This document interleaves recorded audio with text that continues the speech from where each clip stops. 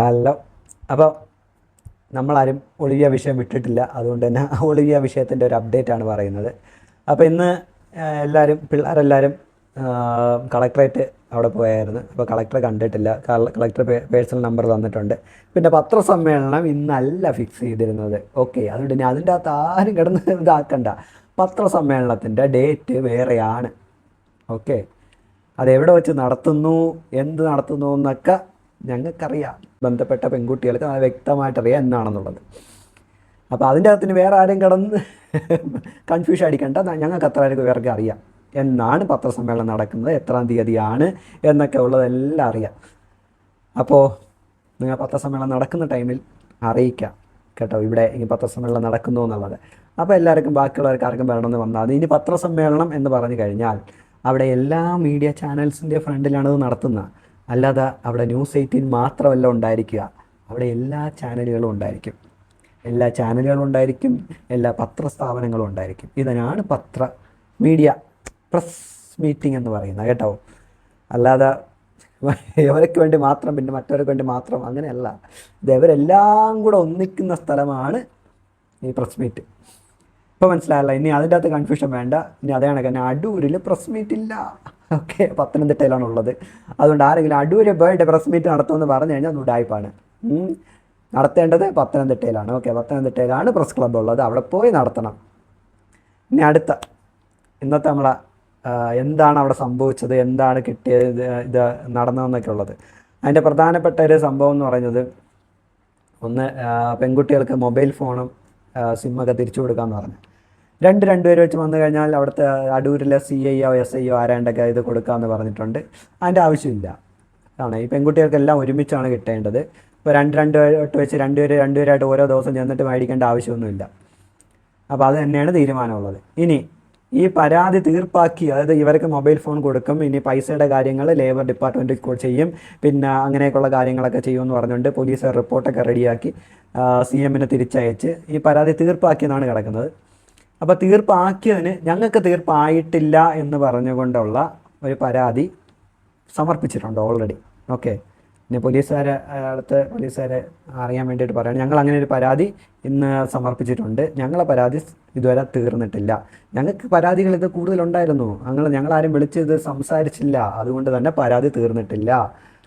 അപ്പോൾ അതിൻ്റെ തുടർ നടപടികൾക്ക് പോലീസുകാർക്കെതിരെയും തുടർ നടപടികൾ എടുക്കാനായിട്ട് ഞങ്ങൾക്കെതിരെ ഒരു കള്ള രീതിയിലാണ് തീർത്തേക്കുന്നതെന്ന് പറഞ്ഞുകൊണ്ട് ഞങ്ങൾക്ക് അങ്ങനെ ഒരു ആക്ഷേപമാണ് ഉള്ളത്. ഈ ആക്ഷേപത്തിൽ വേറെ പ്രശ്നം കൂടെയുണ്ട്. ഞങ്ങൾക്ക് മുഖ്യമന്ത്രിയിലാണ് ഞങ്ങൾക്ക് പ്രതീക്ഷ ഉണ്ടായിരുന്നത്. അപ്പോൾ അദ്ദേഹത്തിന് വരെ പറ്റിച്ച് പോലീസുകാരിങ്ങനെ റിപ്പോർട്ട് കൊടുക്കുന്നതുകൊണ്ട് ഞങ്ങൾക്കത് പിള്ളേരുടെ ഇതിൻ്റെ അകത്ത് തീർപ്പ് കൽപ്പിച്ചിട്ടില്ല. അതുകൊണ്ട് തന്നെ ഒരു വീണ്ടും ഒരു പരാതി നൽകിയിട്ടുണ്ട്. അതിൽ അന്വേഷണം ഉടൻ തന്നെ ഉണ്ടാകുമെന്ന് പ്രതീക്ഷിക്കുന്നു. അതിൽ നേരായിട്ടുള്ള അന്വേഷണം ഉണ്ടാകും എന്നൊക്കെയാണ് പ്രതീക്ഷിക്കുന്നത്. ഇനി പോലീസുകാർ തന്ന റിപ്പോർട്ടിൻ്റെ അകത്ത് പോലീസുകാർ തന്നെ, അതായത് ജില്ലാ പോലീസ് മേധാവി SP ആണ്, അതായത് പത്തനംതിട്ട SP തന്നേക്കുന്ന റിപ്പോർട്ട്, ഞാൻ അതിൻ്റെ അകത്ത് ഏറ്റവും പ്രധാനപ്പെട്ട 2-3 കാര്യങ്ങൾ പറയാം. ഇവിടെ വയ്ക്കുകയും ചെയ്യാം കേട്ടോ. ഇവിടെ വയ്ക്കാം അല്ലേ, ഇവിടെ വെച്ചേക്കാം. അതായത് അന്വേഷണത്തിൽ സ്ഥാപനം, അതായത് ഒളിവിയ എന്ന് പറഞ്ഞ സ്ഥാപനം ഓൺലൈൻ മുഖേന വിൽപ്പന തുണികളുടെ വില ജോലിക്കാരുടെ അക്കൗണ്ടുകളിലേക്കും കസ്റ്റമേഴ്സ് അയച്ചു കൊടുക്കുന്നതാണെന്ന് ബോധ്യപ്പെട്ടിട്ടുണ്ട് അവർക്ക്. ഓക്കെ, അവർക്ക് ബോധ്യപ്പെട്ടു അങ്ങനെ ചെയ്യുന്നുണ്ട്. അപ്പോൾ ഇതിലൊരു GST വെട്ടിപ്പുണ്ടോ എന്ന് അന്വേഷിക്കാനായിട്ട് സ്റ്റേറ്റ് GST ഡിപ്പാർട്ട്മെൻറ്റിനെയും പിന്നെ അസിസ്റ്റൻറ്റ് ജോയിൻറ്റ് കമ്മീഷണറെയും പോലീസുകാർ അറിയിച്ചിട്ടുണ്ട്. അതായത് GST ഡിപ്പാർട്ട്മെൻറ്റ് അഡീഷണൽ ജോയിൻറ്റ് കമ്മീഷണറെയൊക്കെ പോലീസുകാർ തന്നെ അറിയിച്ച് ഇങ്ങനെ ഇവിടെ GST വെട്ടിപ്പ് ഉണ്ടായിരിക്കും, ഇതിനെക്കുറിച്ച് അന്വേഷണം നടത്തണം എന്ന് പറഞ്ഞിട്ട് പോലീസുകാർ. അപ്പോൾ GST വെട്ടിപ്പിൻ്റെ തീരുമാനമായ ഒളിവിയ ഡിസൈൻസ് എന്ന സ്ഥാപനം 20/1/2024 തീയതി മുതൽ പ്രവർത്തനം അവസാനിപ്പിച്ചിട്ടുള്ളതാണെന്ന് വെളിവായിട്ടുള്ളതാണ്. അതായത് 20-ാം തീയതി മുതൽ ഇവർ പ്രവർത്തനം അവസാനിപ്പിച്ചു എന്ന് പോലീസിൻ്റെ അടുത്ത് ഇവർ മൊഴി കൊടുത്തിട്ടുണ്ട്. ഓക്കെ, ആ മൊഴിയാണ് പോലീസ് 20-ാം തീയതി അവസാനിപ്പിച്ച ബിസിനസ് എങ്ങനെയാണ് ഇന്നലെ വരെ പരസ്യമിട്ടിട്ടുണ്ട് ചേച്ചി. ഇന്നലെയും ഇപ്പോൾ ഓൺലൈൻ എവിഡൻസ് എടുത്താൽ മാത്രം മതി, പോലീസുകാരൊക്കെ തന്നെ മനസ്സിലാവും. മുഖ്യമന്ത്രിയുടെ ആൾക്കാരൊക്കെ മുഖ്യമന്ത്രിയൊക്കെ മനസ്സിലാക്കണം. അതിന് തന്നെയാണ് അടുത്ത പരാതി കൊടുത്തത്. അപ്പോൾ കള്ള റിപ്പോർട്ടായിരുന്നു ഇത് നമുക്ക് കിട്ടിയത്. പോലീസുകാരെയും പറ്റിച്ച് ഒളിവിയ ചേച്ചി, സിബിയും ഈ അശ്വതി എന്ന് പറയുന്ന അവരും കൂടെ ചേർന്ന് പോലീസുകാരെയും പറ്റിച്ച് 20-ാം തീയതി അവസാനിപ്പിച്ചു എന്ന് മൊഴി കൊടുത്തിട്ട് ഇന്നലെ വരെ വീണ്ടും ബിസിനസ് നടത്തി അവിടെ വീണ്ടും സ്ത്രീകളെ താമസിപ്പിക്കുകയും ചെയ്യുന്നത് എന്തിനു വേണ്ടിയാണെന്നുള്ളത് ഒളിവിയയിലെ അച്ചുവും സിബിയും പറയണം. അതേ കണക്കിന് ഇന്നലെ ഒളിവിയയിലെ അച്ചുവിൻ്റെ സിബിയുടെ വീട്ടിൻ്റെ ഫ്രണ്ടിൽ നാട്ടുകാർ പൊങ്കാല ഇട്ടു എന്ന് പറയുന്നത് കേട്ട്, നാട്ടുകാരുടെ രീതിയിൽ നാട്ടുകാർ പൊങ്കാല ഇട്ടു എന്നൊക്കെയാണ് അറിയുന്നത്. അപ്പോൾ വീഡിയോ ഒക്കെ ഏതൊക്കെ ചാനലുകാർ എടുത്തു വെച്ചിട്ടുണ്ട്, അവരെ കൂടെ തന്നെ പ്രസിദ്ധീകരിക്കുമെന്നാണ് അറിയുന്നത്. പിന്നെ ഇതിൻ്റെ അകത്ത് വേറെ കുറച്ച് ആൾക്കാർ വന്നിട്ട് ഇപ്പോൾ കൺമണിയാണെന്നുണ്ടെങ്കിലും പിന്നെ വേറെ കുറച്ച് ഈ ഗ്രൂപ്പിൻ്റെ അകത്ത് വന്ന വോയിസ് എടുത്ത് ചെയ്യുന്ന, പിന്നെ ഒരു ഓൺലൈൻ അതായത് ഇൻസ്റ്റഗ്രാമിൻ്റെ ഒരു പേജ് എന്താ ഡ്രീം എന്ന് പറഞ്ഞൊരുത്തെ അഖിലെന്നാണ് അവൻ്റെ പേര്. അപ്പോൾ അങ്ങനെയൊക്കെയുള്ള കുറച്ച് സാധനങ്ങൾ ഇടുന്നുണ്ട്. അപ്പോൾ അവർക്ക് വേണ്ടിയിട്ട് പോലീസ് SP-യുടെ വക വേറൊരു സാധനം എഴുതി വെച്ചിട്ടുണ്ട്. പരാതി കക്ഷികൾക്ക് എതിർ കക്ഷികളിൽ നിന്നും എന്തെങ്കിലും തരത്തിൽ ഉപദ്രവങ്ങളോ ശല്യങ്ങളോ ഉണ്ടാവുകയാണെങ്കിൽ എതിർ കക്ഷികൾക്കെതിരെ ശക്തമായ നിയമ നടപടികൾ സ്വീകരിക്കുന്നതാണ് എന്ന് SP എഴുതിയിട്ടുണ്ട്. അപ്പോൾ ഈ പിള്ളേർക്കെതിരെ ഇമാതിരി ഉളത്തരം കാണിക്കുന്ന, അത് മാത്രമല്ല ഇതിൻ്റെ അകത്ത് സൈൻ ചെയ്തേക്കുന്ന പെൺകുട്ടികളാണ് നീയൊക്കെ എടുത്തു വെച്ച് അലക്കിയത്. പിന്നെ ഇന്നലെ അച്ചു മാഡം പറഞ്ഞ പെൺകുട്ടിയും ഇതിൽ സൈൻ ചെയ്തേക്കുന്ന പെൺകുട്ടിയാണ്. ഓക്കെ, മനീഷയെക്കുറിച്ച് വളരെ അനാവശ്യമായ കാര്യങ്ങൾ പറഞ്ഞിട്ടുള്ള സ്ഥിതിക്ക് അച്ചുവിനെതിരെയും നിയമ നടപടി സ്വീകരിക്കണം. അതിൻ്റെ പരാതി ഇന്ന് പോയ പരാതിയുടെ കൂടെ അറ്റാച്ച് ചെയ്ത് കൊടുത്തിട്ടുണ്ട്. ഓക്കെ, അപ്പോൾ ഈ പരാതിയുടെ മുകളിൽ പോലീസുകാരൊക്കെ അടുത്ത സാധനങ്ങളൊക്കെ കൊണ്ട് കൊടുത്തേക്കുന്നത്, അല്ലാതെ തീർന്നിട്ടൊന്നുമില്ല കേസ്. മനസ്സിലായില്ല, ഇത് തീർന്നിട്ടൊന്നുമില്ല. ഇനി അടുത്ത നമ്മളെ ലേബർ ഡിപ്പാർട്ട്മെൻറ്റിലോട്ട് പോലീസുകാരെന്നെ കൊടുത്തതിൻ്റെ ഭാഗമായിട്ട് ലേബർ ഡിപ്പാർട്ട്മെൻറ്റ് വിളിച്ചിട്ട് പറഞ്ഞ് സിബിയുമായിട്ട് സംസാരിച്ചതിന് ശേഷം ഇതിനുള്ളൊരു തീരുമാനം, സിബി പൈസ തന്നില്ല എന്നുണ്ടെങ്കിൽ നിങ്ങൾക്ക് അടുത്ത നടപടി എന്താണെന്ന് വെച്ച് കഴിഞ്ഞാൽ നിങ്ങൾക്ക് സ്വീകരിക്കാൻ പറഞ്ഞു. ഓക്കെ, സിബി പൈസ തന്നില്ല എന്നുണ്ടെങ്കിൽ നിങ്ങൾക്ക് സ്വീകരിക്കാൻ പറഞ്ഞു. അപ്പോൾ ഇത് ഞാൻ വ്യക്തമായിട്ട് പറയുകയാണ്, ഇവർ തന്നെ ചില ആൾക്കാരെ ഉപയോഗിച്ച് ഈ പെൺകുട്ടികൾക്കെതിരെയും ഈ പരാതി കൊടുത്തേക്കുന്ന പല ആൾക്കാർക്കെതിരെയും അധിക്ഷേപം പറയുകയും അവരെ ഉപദ്രവിക്കുക, അതായത് മാനഹാനി ഇതിൽ കൂടെ യൂട്യൂബിൽ കൂടെയും ഓൺലൈനിൽ കൂടെയും പിന്നെ അതേ കണക്ക് തന്നെ വേറെ പല രീതിയിൽ അത് അച്ചു സ്റ്റാറ്റസിലൂടെ ഇട്ട് കഴിഞ്ഞാൽ അത് പരാതിയായിട്ട് നമുക്ക് സ്വീകരിക്കാം. ഓക്കെ, അതായത് ആ പെൺകുട്ടികൾക്ക് ഇന്നലെ അച്ചു ഇട്ടത് ആ പെൺകുട്ടികളെ പട്ടികളെയെന്ന് വിളിച്ചിട്ടുണ്ട്, നായ്ക്കളയെന്ന് വിളിച്ചുകൊണ്ടാണ്. അതിൻ്റെ സ്ക്രീൻഷോട്ടും ഉണ്ട് കേട്ടോ. അപ്പോൾ അങ്ങനെയൊക്കെ ചെയ്യാൻ നേരത്ത് അച്ചു ഒന്ന് ആലോചിക്കണം, ഈ പരാതി കൊടുത്ത പെൺകുട്ടികളെയാണ് നിങ്ങൾ അപമാനിക്കുന്നത്. അപ്പം അങ്ങനെ അപമാനിക്കുന്ന നിങ്ങൾക്കെതിരെ ശക്തമായ നിയമ നടപടികൾ ഉണ്ടാകും. കേട്ടോ അച്ചുവേ? അച്ചു ഇന്ന് തിങ്കളാഴ്ചയാണ്. അച്ചു എന്തോ നോട്ടീസൊക്കെ ആയിട്ടൊന്ന് വരുമെന്ന് പറഞ്ഞ് കണ്ടില്ല. പക്ഷേ അങ്ങനെ എന്തെങ്കിലും ഉണ്ടെന്നുണ്ടെങ്കിൽ ദയവ് പെട്ടെന്ന് അച്ചു പബ്ലിഷ് ചെയ്യൂ, ഞങ്ങൾ കാത്തിരിക്കുകയാണ്. CMB അല്ല ഇടുന്ന അച്ചു, വേഗം ഇടുക. ഓക്കെ, CMB ഈ കുട്ടികൾക്കെതിരെ CMB ഇടുന്നു എന്ന് പറഞ്ഞ് ഭീഷണിപ്പെടുത്തിയതിനെതിരെയും നിങ്ങൾക്കെതിരെ പരാതി നൽകുന്നുണ്ട്. പോരെ? അപ്പോൾ അച്ചുവിന് സന്തോഷമാകാൻ വേണ്ടിയാണ് ഇത്രയും കാര്യങ്ങളൊക്കെ പറഞ്ഞത്. പിന്നെ പോലീസുകാർക്ക് അവിടെ കള്ളമൊഴിയാണ് നിങ്ങൾ നൽകിയിരിക്കുന്നത്. 20-ാം തീയതി അടച്ചു എന്ന് പറയുന്ന നിങ്ങളുടെ സ്ഥാപനം ഇന്നലെ കൂടി സാധനങ്ങൾ വിൽക്കാൻ പല കാര്യങ്ങളും ചെയ്യുന്ന, അതായത് ഈ പെൺകുട്ടികളുടെ നമ്പറിൽ കൂടെ തന്നെ നിങ്ങൾ ചെയ്യുന്നത് തെളിവായിട്ട് ഈ പെൺകുട്ടികളുടെ കയ്യിൽ തന്നെ കിട്ടുകയും ചെയ്തു. മനസ്സിലായോ അല്ലേ? അപ്പോൾ കള്ളത്തരമൊക്കെ ഇങ്ങനെ കാണിക്കണം. അച്ഛൻ ഇതാണെങ്കിൽ കള്ളത്തരം കാണിക്കണം. നിങ്ങൾക്ക് നാണമാനമൊക്കെ ഇല്ല നിങ്ങൾക്ക്. സിബി ആണെങ്കിലും സിബിക്ക് കുറച്ച് വിവരമൊക്കെ ഇല്ലേ സിബി? എനിക്ക് ഇങ്ങനെ മൊഴിയും കൊടുത്ത് വന്നിട്ട് വീണ്ടും ഈ സ്ഥാപനം തുറന്നു വയ്ക്കേണ്ട വല്ല ഇതുണ്ട് എനിക്ക്. അപ്പോൾ എന്താണ് നിങ്ങൾ കാണിക്കുന്നത്? നിങ്ങൾ വെറും ഫ്രോഡ് തരങ്ങളല്ലേ കാണിക്കുന്നത്. ആ ഫ്രോഡ് തരങ്ങൾ എന്തിനാണ് കാണിക്കുന്നത്? ഇപ്പോഴും ഫ്രോഡ് തരങ്ങൾ പോലീസിനെ പറ്റിക്കുന്നത്. പോലീസുകാർ ഇത് വിശ്വസിച്ച് നേരെ എടുത്ത് മുഖ്യമന്ത്രിക്ക് അയക്കുന്നത്. അപ്പം ഞങ്ങൾക്ക് കിട്ടാൻ നേരത്ത് ഞങ്ങളിതെല്ലാം വായിച്ചു നോക്കിയത് ഇതൊന്നും സത്യമല്ല. അപ്പോൾ ഞങ്ങൾ മുഖ്യമന്ത്രിയെ പഴി പറയുന്നു. മുഖ്യമന്ത്രി ഇത് നല്ല രീതിയിലല്ല ചെയ്തത്. അപ്പോൾ മുഖ്യമന്ത്രി എന്ത് ചെയ്യും? പോലീസിനെ വീണ്ടും എടുത്തിട്ട് അലക്കും. അപ്പോൾ ഇന്ന് മുഖ്യമന്ത്രിക്ക് നല്ലൊരു പരാതി നൽകിയിട്ടുണ്ട്. അദ്ദേഹത്തിന് അതോടുകൂടി നല്ല വ്യക്തമായിട്ട് മനസ്സിലാകും. അതുമാത്രമല്ല, നിങ്ങൾ ഗണേഷ് കുമാറിൻ്റെയും പിന്നെ തോമസ് ഐസക്കിൻ്റെയൊക്കെ പേരുകൾ അനാവശ്യമായി വലിച്ചിട്ട് അവരെയും കൂടെ വ്യക്തിഹത്യ ചെയ്യാൻ വേണ്ടി സമൂഹത്തിലേക്ക് ഇട്ടുകൊടുത്ത സ്ഥിതിക്ക് എന്തായാലും സിബിക്കെതിരെയും അച്ചുവിനെതിരെയും ശക്തമായ നടപടികൾ തന്നെ ഉണ്ടാകണം എന്നും കൂടെ മുഖ്യമന്ത്രിയുടെ അടുത്ത് പറയുന്നു. അതേ കണക്ക് തന്നെ ഗണേഷ് കുമാർ ആണെന്നുണ്ടെങ്കിൽ അദ്ദേഹം ദയവ് ചെയ്ത് ഈ സിബി എന്ന് പറഞ്ഞവനെ വിലക്കുക. നിങ്ങൾ പത്തനംതിട്ട ജില്ലയിൽ തന്നെ ഉള്ള ഈ സിബി എന്ന് പറയുന്നവനെ താങ്കൾ വളരെ നല്ല രീതിയിൽ കാണേണ്ടതാണ് എന്നും കൂടെ പറയുന്നു. കാരണം താങ്കളുടെ പേരുകൾ അനാവശ്യമായ രീതിയിൽ ഉപയോഗിച്ച് പണം തട്ടാനും പണത്തിന് വേറെ പല രീതിയിൽ ഉപയോഗിക്കാനും ഈ സിബി എന്ന് പറയുന്നവൻ ശ്രമിക്കുന്നുണ്ട്. അതേപോലെ തന്നെ തോമസ് ഐസക്കിനെ വളരെ നല്ല രീതിയിൽ മാർക്കറ്റ് ചെയ്യുന്നുണ്ട് ഇവർ. എങ്ങനെ മാർക്കറ്റ് ചെയ്യുന്നുണ്ട്? ഈ ഇവിടെ വരുന്ന പെൺകുട്ടികളെ ആദ്യം ഇൻ്റർവ്യൂ സമയത്ത് ഒരു ക്രെഡിബിലിറ്റി കിട്ടാൻ വേണ്ടി തോമസ് ഐസക്കിൻ്റെ വീഡിയോ ആണ് അയച്ചു കൊടുക്കുന്നത്. ഓക്കെ, അപ്പോൾ തോമസ് ഐസക്ക് പോലും ഇത് അറിയുന്നില്ലായിരിക്കും. പക്ഷേ താങ്കളുടെ വീഡിയോ അയച്ച് താങ്കൾ ആണ് ഇതിൻ്റെ സപ്പോർട്ട് ചെയ്യുന്നത് എന്ന് പറഞ്ഞ് കാണിച്ചാണ് ഈ പെൺകുട്ടികളെല്ലാം ഇയാൾ ആദ്യം വീഴ്ത്തിക്കുന്നത് അയാളുടെ സ്ഥാപനത്തിലേക്ക്. ഉഗ്രം തട്ടിപ്പണപ്പെടും. അപ്പോൾ ഇതിനൊക്കെതിരെ കൃത്യമായ അന്വേഷണം ഉണ്ടാവണം. പിന്നെ അതേ കണക്ക് തന്നെ പലരും പറഞ്ഞു ഇവിടെ നമ്മൾ എന്താണ് വേറെ പുറത്തുനിന്നുള്ള ഏജൻസികൾ, അതായത് മറ്റേ NIA കണക്കുള്ള ഏജൻസികൾ അന്വേഷിക്കണം എന്ന് പറഞ്ഞു. അപ്പോൾ എല്ലാവരും വെറുതെ തമാശക്കാണ്. സിബി അണ്ണൻ തമാശക്കൊന്നും അല്ല ചെയ്യുന്നത്. സിബി അണ്ണൻ ഈ സിമ്മുകൾ ഉപയോഗിച്ച് പല അക്കൗണ്ടുകൾ ഓപ്പൺ ചെയ്തിട്ടുണ്ട് ഈ പെൺകുട്ടികളുടെ പേരിൽ. കാരണം ഇവരുടെ ID സിബി അണ്ണൻ്റെ ഉണ്ട്, ഇവരുടെ പേരിലുള്ള സിം സിബി അണ്ണൻ്റെ ഉണ്ട്. ഈ സിമ്മിലോട്ട് ആണ് OTP വരുന്നത്. അപ്പോൾ ഒരു ബാങ്കുമായിട്ട് ചേർന്ന് സിബി അണ്ണനെ ഈ പെൺകുട്ടികളുടെ പേരിൽ അക്കൗണ്ടുകൾ ഉണ്ടാക്കി അതിൻ്റെ അകത്ത് കള്ള ട്രാൻസാക്ഷൻ നടത്തി അവസാനം ഈ പിടിക്കപ്പെടുമ്പോൾ എന്ത് പറ്റും? ഈ പെൺകുട്ടികളുടെ പേരിൽ വരും. ഇതൊന്നും മനസ്സിലാവാത്ത കുറേ മക്കുണന്മാർ വീഡിയോ കാണുമ്പോഴത്തേക്കാണ് പ്രശ്നം വരുന്നത്. കാരണം ഈ മക്കുണന്മാർക്ക് എന്താണ് നിയമമെന്നും എന്തുകൊണ്ട് ഈ സിം കൊണ്ടുള്ള ഉപയോഗം എന്താണെന്നുള്ളതും അവന്മാർ വിചാരിക്കുന്നത് ആകെ വിളിക്കാം എന്നുള്ള സാമാനത്തിലാണ് അവന്മാർ വിചാരിക്കുന്നത്.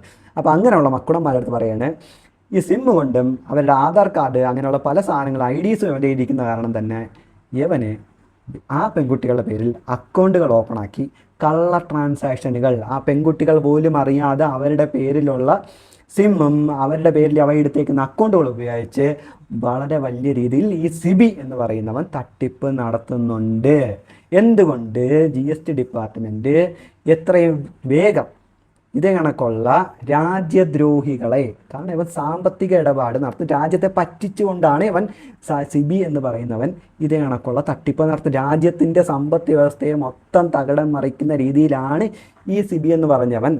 അല്ലെങ്കിൽ കേരളത്തിലെ മറ്റേ ടാക്സ് വെട്ടിപ്പിൻ്റെ മെയിൻ ഒരാൾ തന്നെയാണ് സിബി. അപ്പം അങ്ങനെയുള്ള സിബി രാജ്യദ്രോഹി തന്നെയാണ്. അപ്പം അങ്ങനെയുള്ള രാജ്യദ്രോഹിക്ക് എന്ത് വേണം? ഈ വേറെ ഡിപ്പാർട്ട്മെൻറ്റിൽ അന്വേഷിക്കണം, NIA കണക്കുള്ള ഡിപ്പാർട്ട്മെൻറ്റ് അന്വേഷിക്കണം. കാരണം ഇവൻ ഈ പൈസ കൊണ്ട് എന്ത് ടെററിസ്റ്റ് ആക്ടിവിറ്റിയാണ് നടത്തുന്നത് എന്നുള്ളത് നമുക്ക് അറിയാൻ പറ്റത്തില്ല. ഇവന് ഭീകര പ്രവർത്തനം കാണാം, ഇവൻ അങ്ങനെ പല സാധനങ്ങളും കാണാം ഇവന്. കാരണം കള്ളപ്പണമാണ് അവൻ്റെ കയ്യിരിക്കുന്നത്. അവൻ കള്ളപ്പണമാണ് ഉണ്ടാക്കുന്നത്. കള്ളപ്പണം ഉണ്ടാക്കാൻ നേരത്ത് അവൻ്റെ കള്ളപ്പണം വെച്ച് എന്തൊക്കെയാണ് ചെയ്യുന്നവൻ? ഈ സിമ്മ് ഉപയോഗിച്ച് അവൻ എന്തൊക്കെ ഈ പെൺകുട്ടികളുടെ പേര് ഉപയോഗിച്ച് ഈ സിമ്മ് അതിൻ്റെ പേരിലുള്ള സിമ്മ് വെച്ച് എന്തൊക്കെ പോക്കൃത്തങ്ങൾ കാണിച്ചെന്ന് ദൈവത്തിനെ അറിയാവൂ. അപ്പോൾ അത് കണ്ടുപിടിക്കണമെങ്കിൽ എന്ത് ചെയ്യണം? എല്ലാ ഡിപ്പാർട്ട്മെൻറ്റും അത് വെറുതെ ഒരു ചെറിയ കേസൊന്നുമില്ല. പോലീസുകാർ ഇത് മറ്റു ചെറിയ കേസായിട്ട് എഴുതി വിടാനായിട്ട് എന്താണ് ഉത്സാഹം എന്നുള്ളതെന്ന് അറിയത്തില്ല. പക്ഷേ GST ഡിപ്പാർട്ട്മെൻറ്റിലുള്ള ആൾക്കാർ എനിക്ക് തോന്നുന്നു അവർ വളരെ സീരിയസ് ആയിട്ട് തന്നെ ഈ മാറ്റർ കണ്ടിട്ട് അവരിത് എടുക്കുന്നുണ്ടെന്നാണ് തോന്നുന്നത്.